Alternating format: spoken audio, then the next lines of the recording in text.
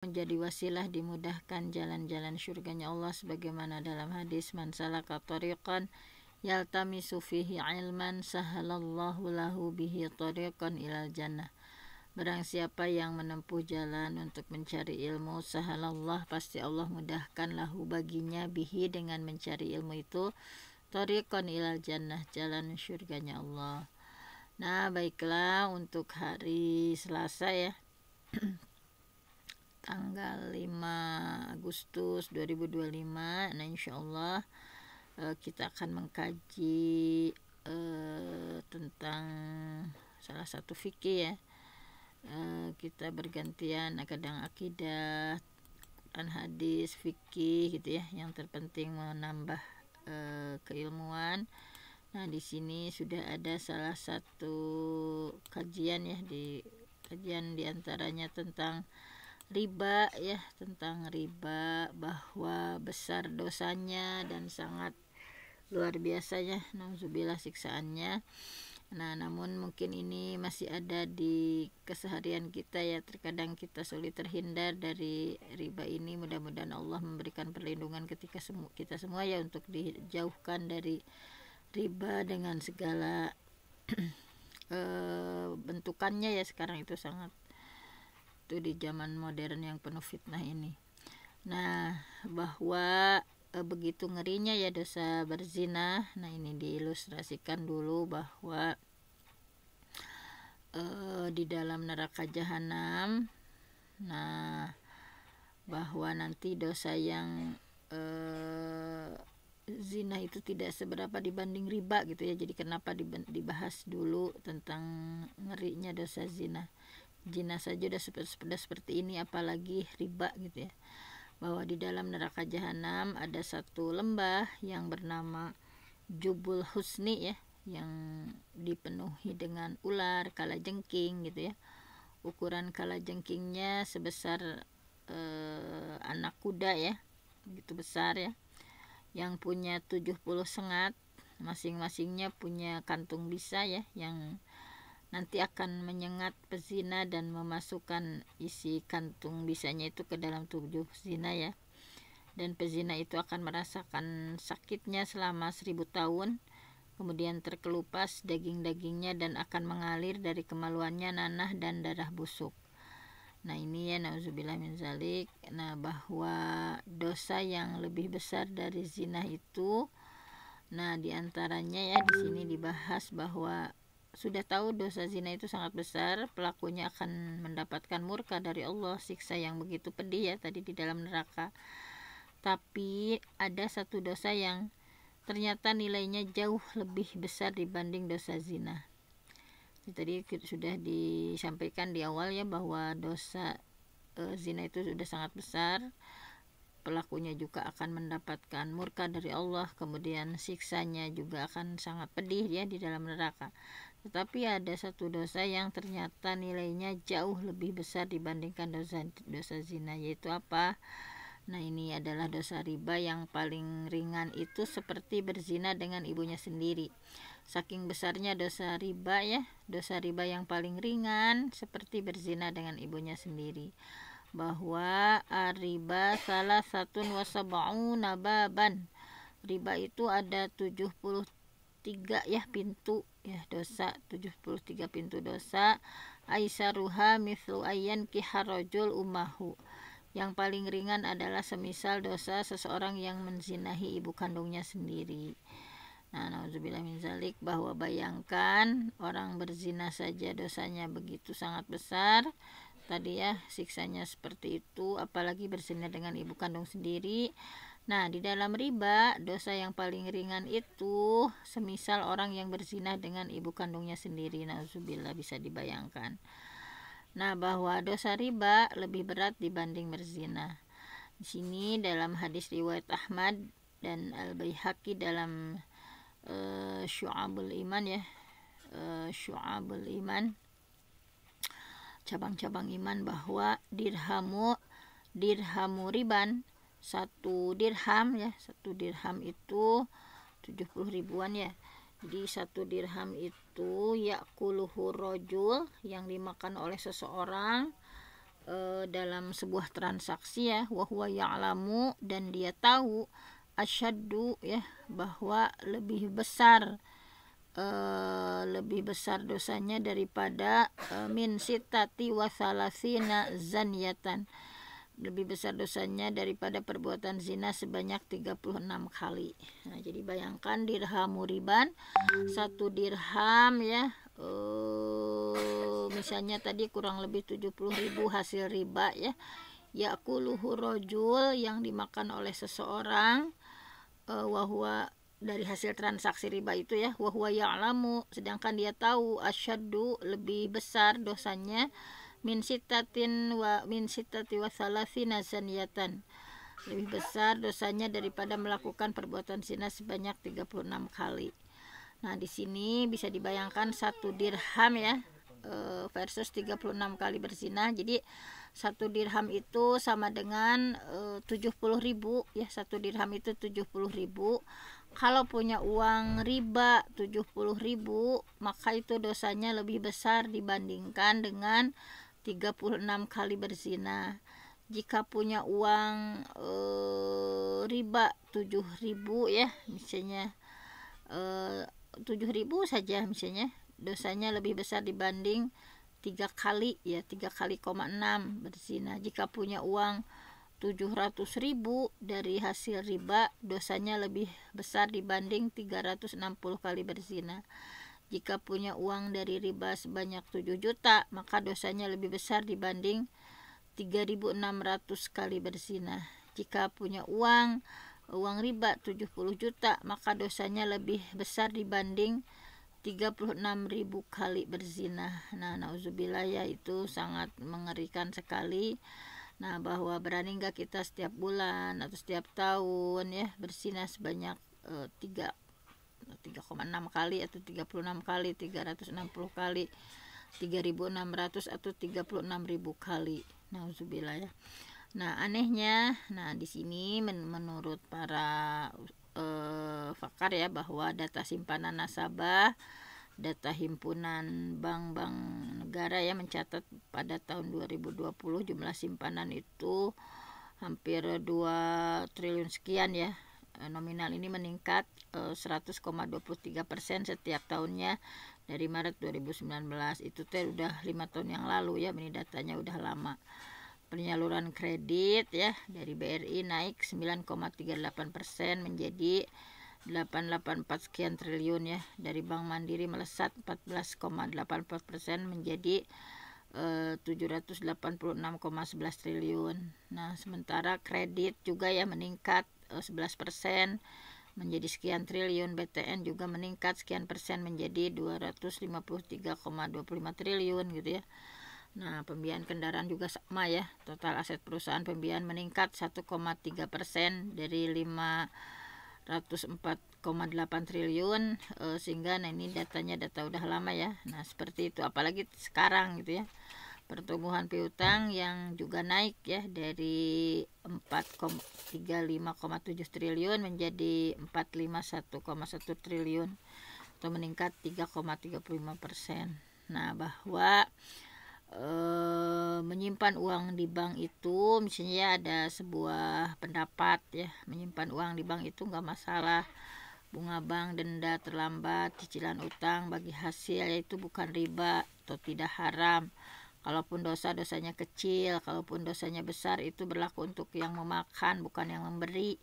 Nah, misalnya kita berpikir seperti ini ya, bahwa sebetulnya akad antara nasabah dan bank ya, bahwa akad antara seorang nasabah dengan bank itu sebenarnya adalah akad qardun ya, pinjaman, bukan akad syirkah mudharabah. Jadi hubungan antara bank dan nasabah adalah hubungan nasabah sebagai pihak pemberi pinjaman ya, muqrid dengan bank, dan sebagian pihak yang meminjam muqtarid ya. Nah, ini.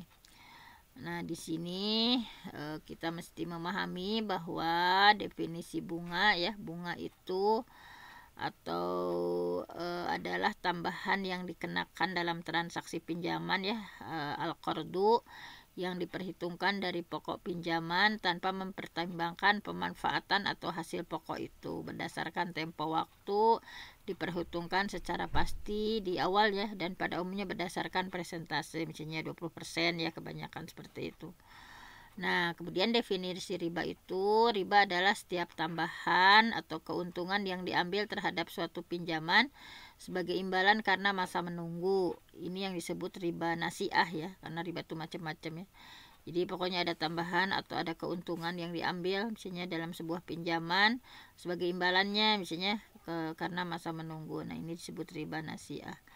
Nah, Fatwa Majelis Ulama Indonesia nomor 1 ya tahun 2004 tentang bunga atau interest atau faidah, bahwa praktek pembungaan uang itu termasuk salah satu bentuk riba dan riba itu haram hukumnya.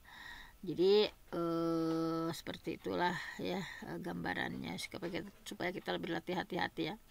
Kemudian denda keterlambatan cicilan hutang itu juga sama dengan riba. Misalnya pembeli atau barang secara kredit terlambat bayar angsuran pada tempo yang sudah ditentukan, maka tidak boleh memberikan sanksi berupa penambahan hutang, baik itu disyaratkan sebelum pada akad maupun tidak. Karena ini merupakan riba yang diharamkan. Nah, terkadang ya kalau ada keterlambatan, misalnya ada sanksi ya, ditambah lagi utangnya sekian misalnya. Nah, kemudian yang pertama nih, bagi hasil mudharabah. Nah, pembagian keuntungan harus didasarkan pada presentasi yang disepakati dari keuntungan atau laba, bukan didasarkan pada suatu jumlah tertentu atau presentasi tertentu dari modal. Nah, harusnya seperti itu ya, bukan dari modal tapi dari laba. Kemudian bagi hasil mudharabah, bagi hasil hanya diberikan kepada pemodal jika pengelola modal mendapatkan keuntungan. Jika pengelola mengalami kerugian, tidak ada bagi hasil yang diberikan kepada pemodal. Nah, kemudian bagi hasil mudharabah, nah ini yang ketiga, jika usaha misalnya rugi ya, maka kerugian modal itu ditanggung oleh pemodal, sementara pengelola menanggung kerugian waktu, tenaga, dan pikiran. Jadi pengelola modal tidak menanggung kerugian modal sedikit pun, kecuali kalau kerugian itu terjadi karena kelalaian pengelola modal. Nah, apakah 3 ketentuan itu berlaku ya pada bank yang menerapkan prinsip bagi hasil? Nah, ketika melanggar ya prinsip bagi hasil, maka tidak ada bedanya dengan bank konvensional gitu ya, walaupun misalnya syariah bentukannya misalnya. Nah, jadi intinya kita diingatkan dalam subuh ini ya, bahwa riba itu adalah dosa besar, bahwa ijma ulama tentang keharaman riba, dan bahwa riba adalah salah satu al-kabair di antara dosa besar yang pernah kita bahas ya di kitab al-kabair. Nah, kemudian bahwa pemakan riba itu seperti orang gila. Nah, pemakan riba itu seperti orang gila. Dalam surah Al-Baqarah disampaikan, a'udzubillahi minasyaitonirrajim, sebentar ya, bahwa alladzina, yaitu orang-orang yang yakuluna riba, mereka yang makan atau mengambil riba, la yakumuna, mereka tidak dapat berdiri illa kecuali kama yakumul ladzi yatakhabbatuhu syaitan. Mereka seperti berdirinya orang yang kemasukan setan lantaran tekanan ya, minal masi, karena tekanan, yaitu seperti penyakit gila. Jadi pemakan riba itu seperti orang gila ya, kalau dalam surah Al-Baqarah ayat 275, alladzina yakuluna riba la yakumuna, orang yang pemakan riba itu tidak bisa berdiri illa kama yakumul ladzi yatakhabbatuhu syaitan minal masi, seperti berdirinya orang yang kerasukan setan ya, karena tekanan atau penyakit gila. Nah, kemudian tapi ya di dunia ini pemakan riba seperti pada gagah-gagah ya terlihatnya, bahwa nanti itu dibangkitkan pada hari kiamat dalam keadaan gila.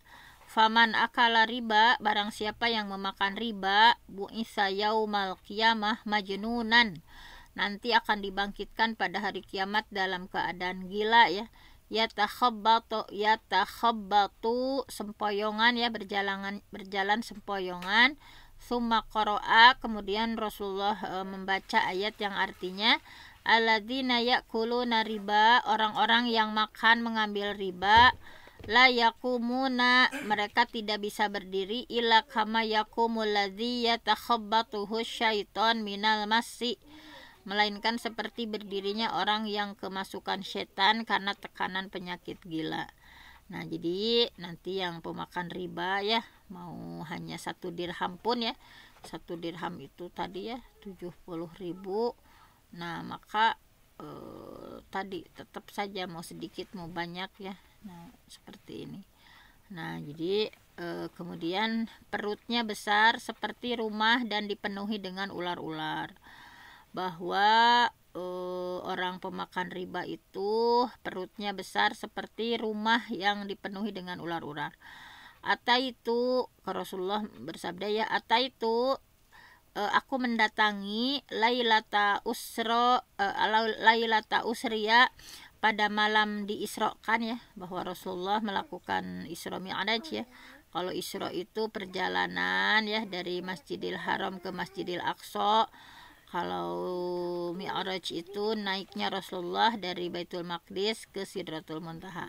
Nah, jadi Rasulullah menceritakan peristiwa-peristiwa ya yang terjadi pada malam Isra.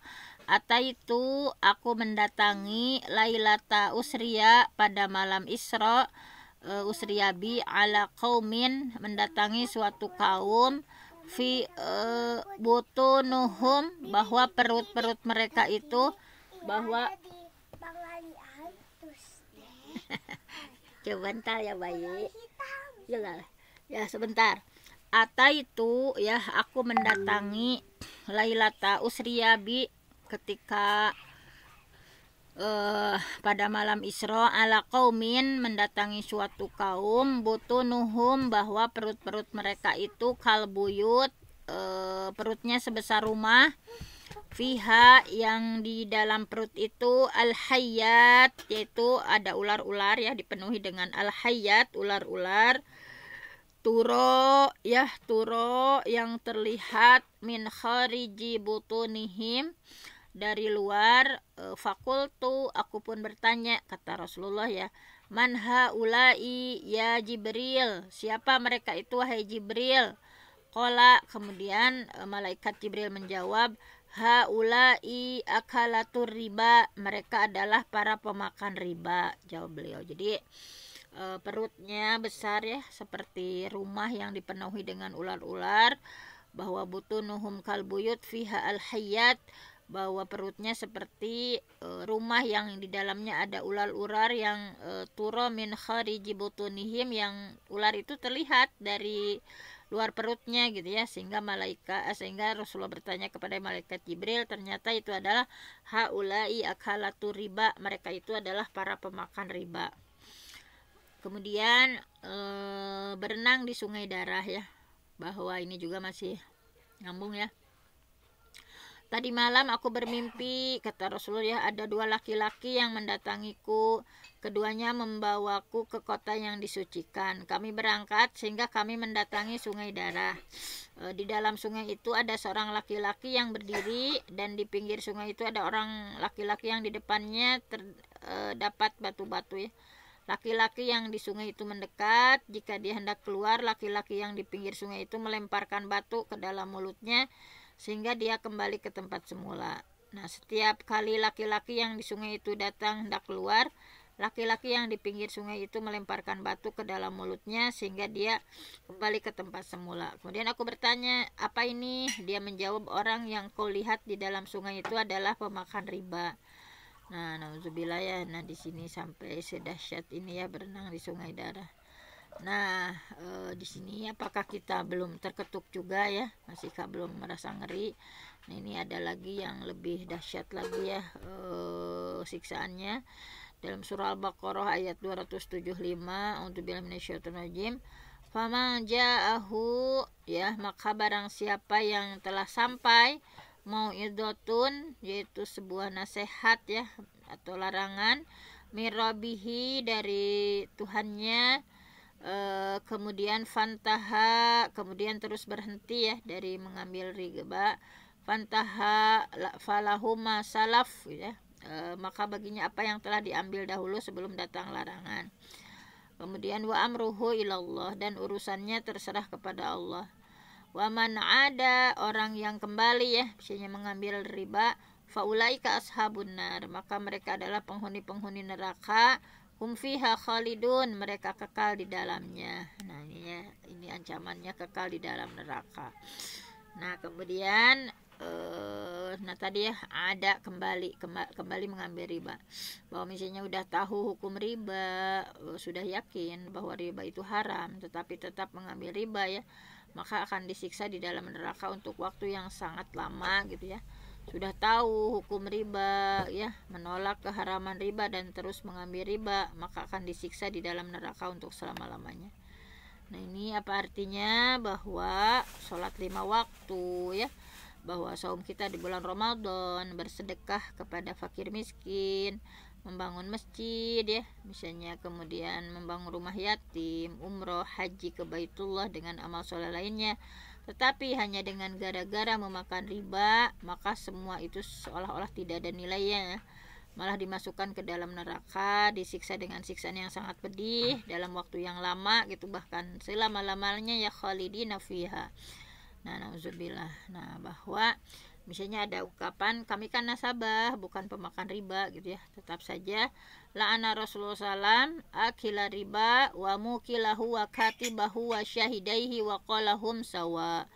Rasulullah melaknat ya pemakan riba ya, yang membayar riba, yang mencatat riba, dua orang yang menjadi saksi, dan beliau bersabda mereka itu dosanya sama gitu ya, baik itu akila riba, orang yang pemakan riba, wa mukilahu, yang membayar riba, wa katibahu, yang mencatat riba, wa syahidaihi, dan dua orang yang menjadi saksi, wa qala hum sawa, mereka itu sama dosanya.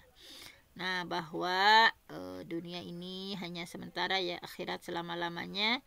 Nah apakah kita sanggup di akhirat nanti menghadapi siksaan yang sangat menyakitkannya dalam waktu yang begitu lama gara-gara di dunia mengambil riba. Nah tidak ada pilihan lain bagi kita selain menjauhkan diri, membebaskan diri dari riba. Kemudian apa yang harus kita lakukan? Nah ya misalnya ini, tapi ini mah maksudnya hanya itu saja ya. Nah kamu susah sekali ya di kita di Indonesia dengan negara yang bukan negara Islam ya. Ini hanya ada satu pengingat ya saja untuk kita, bahwa nah ya ayyuhalladzina amanu taqullaha wa dzaru ma baqiya minar riba in kuntum mu'minin. Hai orang beriman, bertakwalah kepada Allah dan tinggalkan sisa riba ya yang belum dipungut jika kamu orang yang beriman. Nah ini kalau semampu kita gitu ya, memang kondisi kita memang sulit ya, apalagi ini. Tapi minimalnya kita menyadari bahwa apapun yang kita lakukan harus lebih berhati-hati lagi ya, kalau bisa sampai seperti ini, subhanallah gitu ya. Nah jadi stop hutang riba, bayar pokoknya, tinggalkan ribanya. Wa yang tubatum falakum ru'usu amwalikum, jika kamu bertobat ya dari pengambilan riba, maka bagimu pokok hartamu. Kemudian bereskan akadnya ya, atau kembalikan kendaraannya. Misalnya seorang hamba yang mencari harta dari yang haram, kemudian dia menginfakannya, maka tidak akan mendapatkan keberkahan. Kalau dia sedekahkan, tidak akan diterima sedekahnya. Dan kalau ditinggalkan di belakangnya atau meninggal dunia, pasti harta yang haram itu akan menjadi bekalnya, nauzubillah, nanti di neraka ya.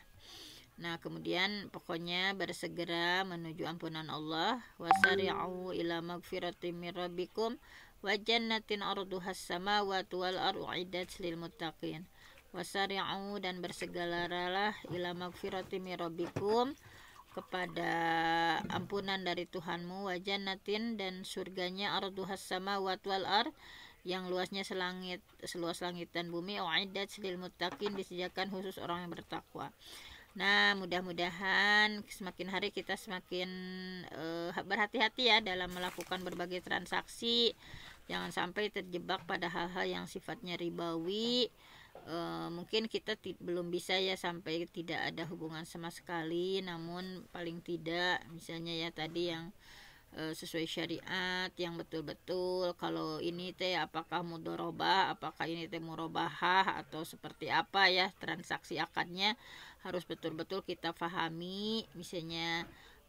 Jadi mudah-mudahan misalnya setiap kita bertransaksi mau apa gitu ya, peminjaman atau privasi, ini harus jelas gitu ya akadnya. Misalnya kalau kita ngambil motor misalnya, ini akadnya apa, oh misalnya murabahah, sehingga sama misalnya dia dibelikan sama itunya harga asalnya 10 juta, jadi oleh mereka ada keuntungan 12 juta gitu ya, dengan ada pembagiannya, memperoleh keuntungannya misalnya dengan murabahah atau apa. Yang terpenting harus benar akadnya ya, kita harus memahami apakah ini jenisnya mudharabah atau murabahah. Nah jangan sampai kita pokoknya transaksi aja gitu tanpa difikirkan gitu, walaupun kita belum tadi seperti nolnya mengenolkan bunga ya, misalnya bukan mengenolkan bunga ya, tabungan di bank kita gitu ya. Mudah-mudahan intinya lebih apik lagi gitu ya dengan akad-akad syariah juga, walaupun syariah juga terkadang ada terjebak pada hal seperti itu. Nah mudah-mudahan kita lebih berhati-hati lagi. Nah mungkin hanya itu saja untuk tazkir hari ini. Mudah-mudahan kita lebih tadi ya, lebih berhati-hati lagi dalam bertransaksi sekecil apapun ya. Kadang di koperasi kecil juga kalau yang sifatnya meminjam uang gitu ya, kemudian ada diberikan kelebihan 20%, 10%, tetap saja riba gitu ya. Tapi bagaimana misalnya dengan meminjamkan misalnya tanpa ada sekian-sekian ya, kalau berupa uang kan memang nggak boleh ya. Nah, tetapi misalnya bagaimana kalau dialihkan pada peminjaman barang, ataupun kalau uang ya sudah saja misalnya untuk mencari keberkahan perusahaan tersebut. Gak mesti ya kalau sifatnya uang misalnya dilebihkan misalnya, kecuali kalau sifatnya barang misalnya, itu makan boleh saja ya kalau barang mah misalnya. Hanya itu saja, saya mohon ampun sama Allah, yang benar datangnya dari Allah, yang salah dari saya sendiri. Aku qouli hadza wa astaghfirullah li wa lakum. Assalamualaikum warahmatullahi wabarakatuh.